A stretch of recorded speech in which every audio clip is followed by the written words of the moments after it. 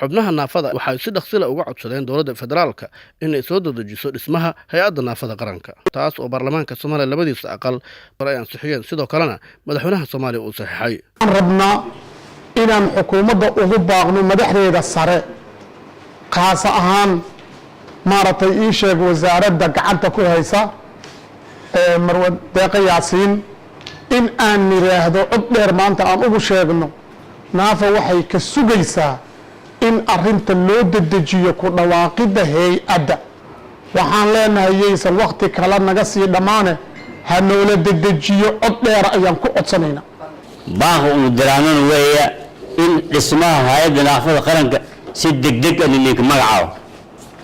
oo ku codsadaan wasiiradda deeqa xaaji yaasiin yana dadaal dheeraad ee muujidi laakiin way ku codsadaan